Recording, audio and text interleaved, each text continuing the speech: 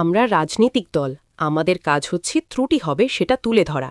Commission BJP কোথায় দলদাস হয়ে গেছে? বিজেপি হয়ে থ্রেট করছে কমিশন? লজিক্যাল প্রশ্ন জবাব দেওয়া, আমাদের কনস্টিটিউশন বডি জবাব দেওয়া। নির্বাচিত সরকার মমতা বন্দ্যোপাধ্যায় সরকার, সেই সরকার ঠিক করবে মানুষের স্বার্থে প্রকল্প চলবে কিনা। স্বাস্থ্যসাথী সবার জন্য, আয়ুষ্মান ভারতে প্রকল্প মুখ্য থুবড়ে পড়েছে, আমরা মাথা টুকে লড়াই করব। কমিশনের নোটিফিকেশনে রায় গেছে যে কোনো ভোটার বাদ হয়েছে, আমি চানে প্রমাণ করব, আপনি প্রমাণ করুন যে আমি ভারতীয় নই। আইপিএল নিয়ে তিনি বলেন সব ব্যাপারে সাম্প্রদায়িকতা করা।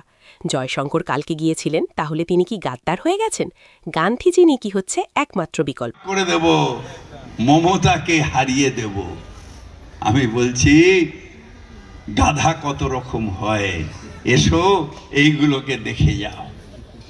মুসলমান হিন্দু নয়, মমতা বাংলার মানুষের হৃদয়ে রাজ করে, মানুষের ভোট পায়।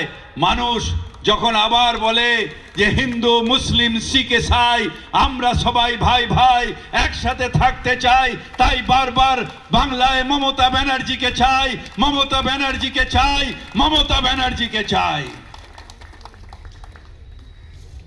ঠিক আমরা আস্তে আস্তে বুড়ো হয়ে যাচ্ছি, আমি আস্তে আস্তে তেজ কমে যাচ্ছে। সোনাদা একটু আগে বুড়ো হয়েছে, আমি একটু পদে হচ্ছি, কিন্তু আমি অত্যন্ত আনন্দিত যে আমাদের পরের প্রজন্ম উঠে আসছে। আমরা সারা জীবন 21শে জুলাই দাঁড়িয়ে গুলির পরোয়া করিনি, বেঁচে গেছি। এখন আমাকে মন্ত্রী মেয়র দেখছে লোকে, 21শে জুলাই সেই দিন মারা যেতে পারতাম, কেশপুরে মারা যেতে পারতাম, চম্পাইতলায় মারা যেতে পারতাম, কারণ একটাই আদর্শ ছিল, অত্যাচার বন্ধ করো, তার জন্য মমতা ব্যানার্জির সাথে লড়াই করো, লড়াই করো, লড়াই করো। আর এখন এই সব প্রিয়দর্শিনী হাকিম আমার মেয়ে, তিনিও পরের প্রজন্ম এগিয়ে এসেছেন।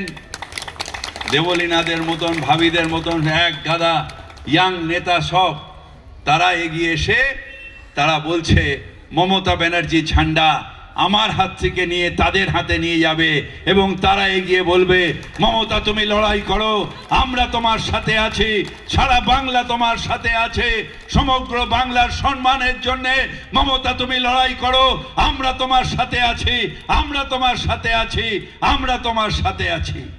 জয় হিন্দ, বন্দে মাতরম, তৃণমূল কংগ্রেস জিন্দাবাদ, মমতা ব্যানার্জি জিন্দাবাদ।